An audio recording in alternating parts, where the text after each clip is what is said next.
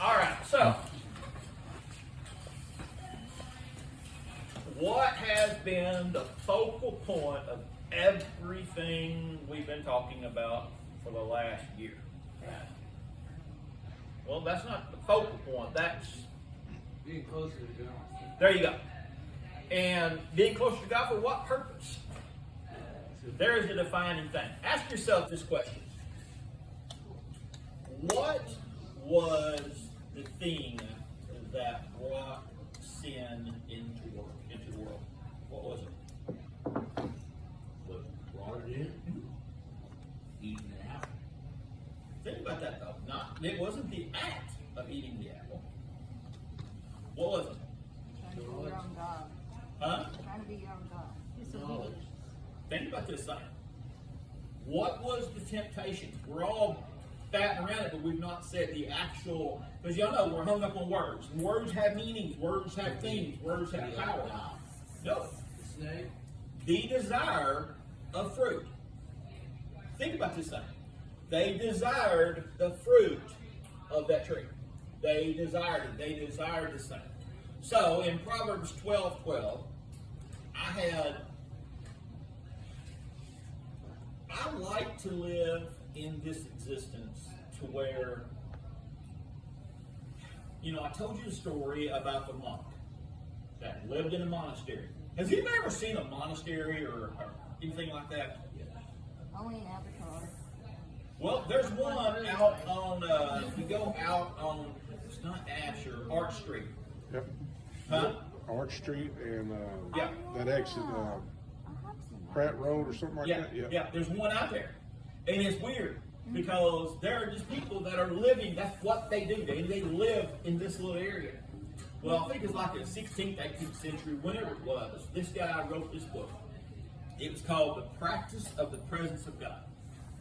Now, here's, like I've told you before, there's this guy that was living in a monastery. So, Lance, you'd think that a guy who's living in a monastery, what would he be surrounded by? God, the mechanism of God. Because why is he in a monastery? Because he wanted to separate himself from the world for whatever reason and just devote himself. So here's this monk, and he realized that he is serving this thought, but he was no closer to God than what he was outside in the world. And so he sat down and he wrote this book. It's called The Practice of the Presence of God.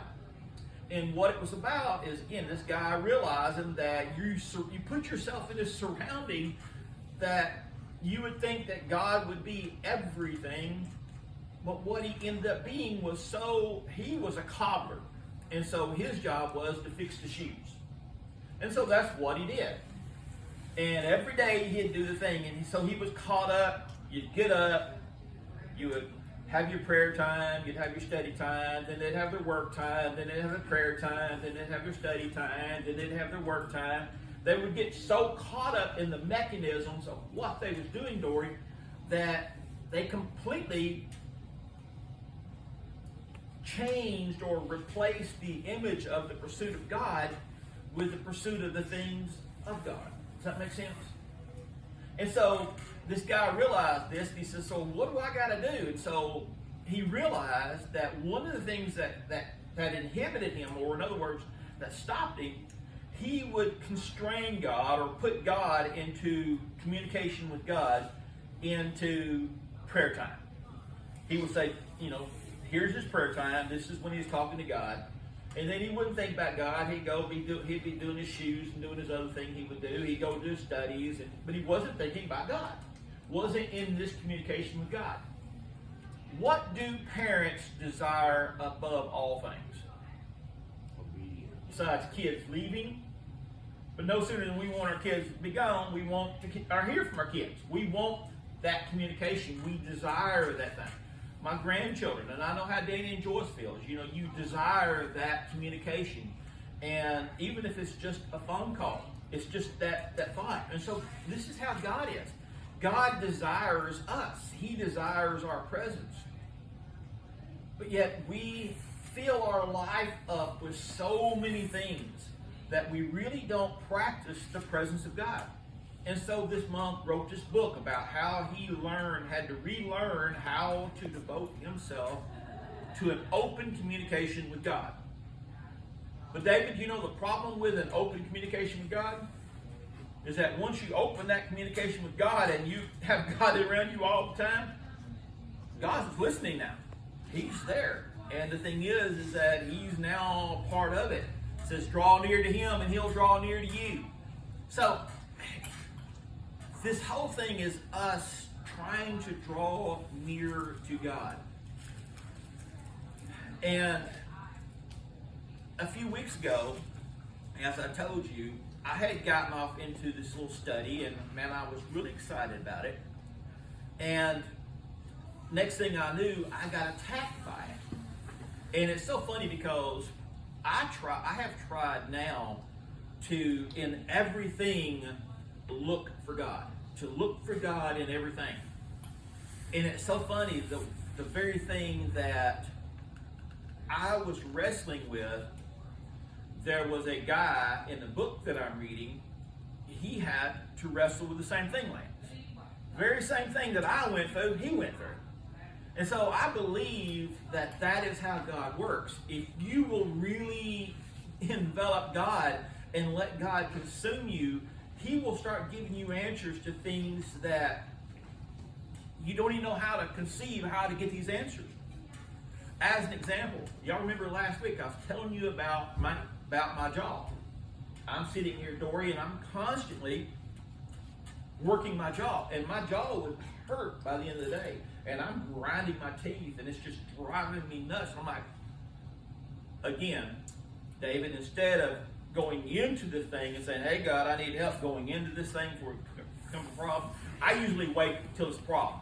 It's like what we were talking about a while ago with some people that will come to church when things are bad, but when things are good, I don't need to go to church then because things are good.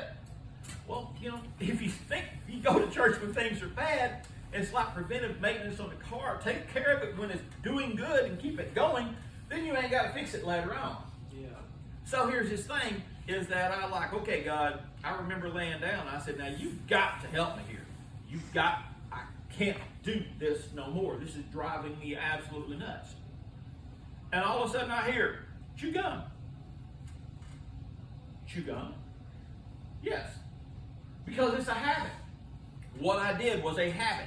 I've done this for, I remember back when I first got this stupid plate, I mean, it wouldn't fit right.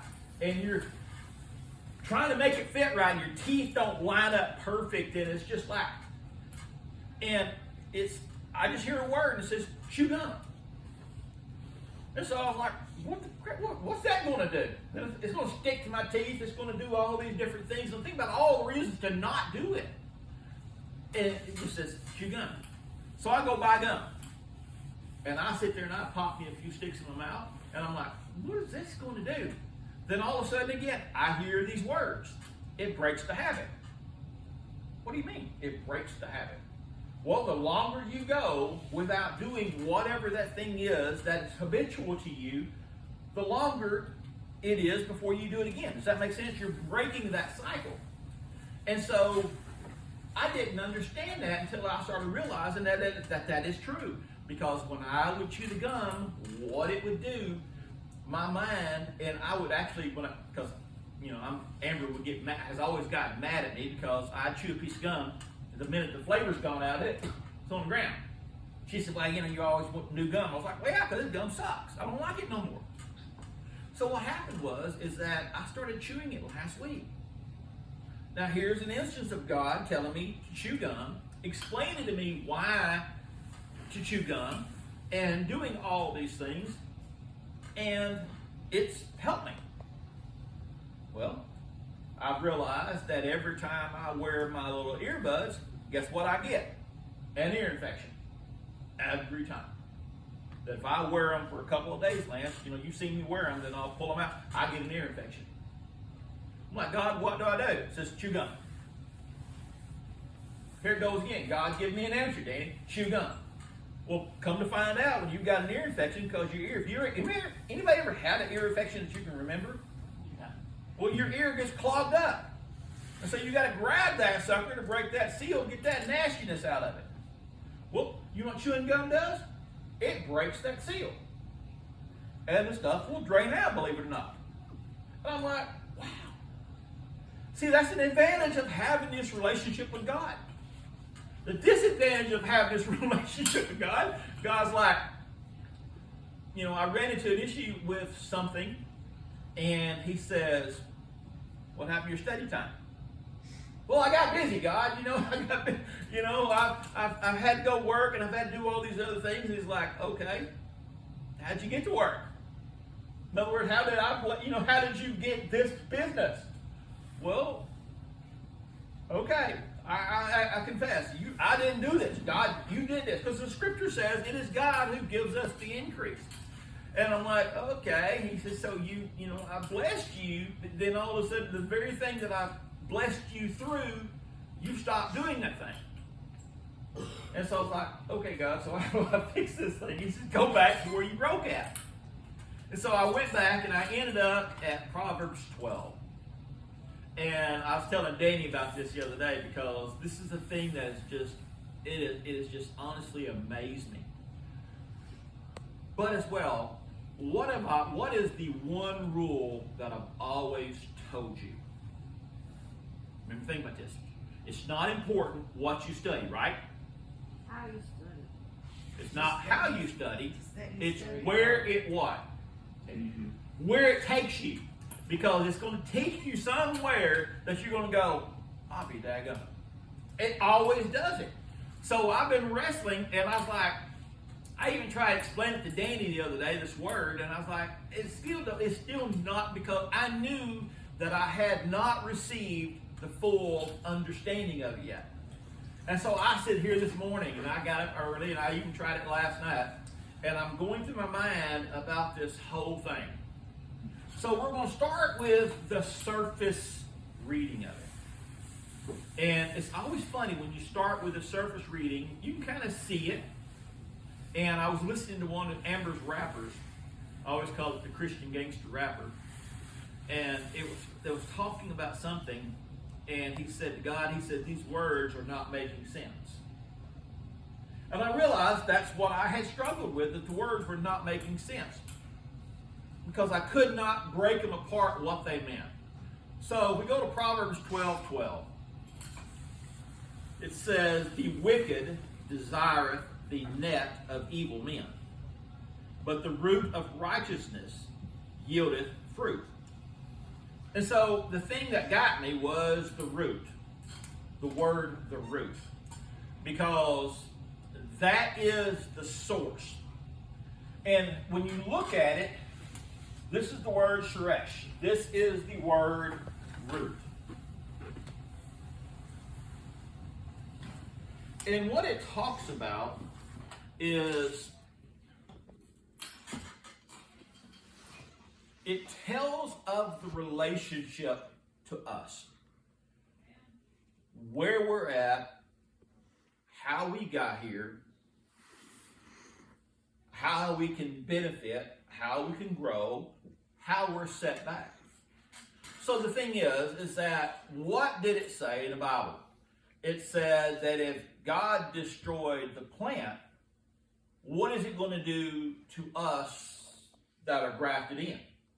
So in other words, if God basically did this to the Jews, and this is his chosen one, what's it going to do to us? Because we're engrafted into this root. It's really funny when you take this image and you look at this image of dahlias. Dahlias have a root on them. And what you do with a dahlia is early in the spring, you take it and you'll set it in this tray. And you put this root out there and you barely cover it and you give it a little bit of water. And Dory will start putting out shoots. Every time the shoot comes out, what you do is you come in here and you cut that little shoot off. You take that little shoot with a little bit of that root, you go put it somewhere else, and now that one root, by the time you're done, will have 10 or 20 little plants that comes off of it. And now you take in one plant and you've divided this plant. And so it causes another plant. See, that's how they did it back in the old days with the Bible. When they had vineyards, they would take a piece of the root. They'd cut it off. And then actually, that's how they grew things. That's how they made things work out.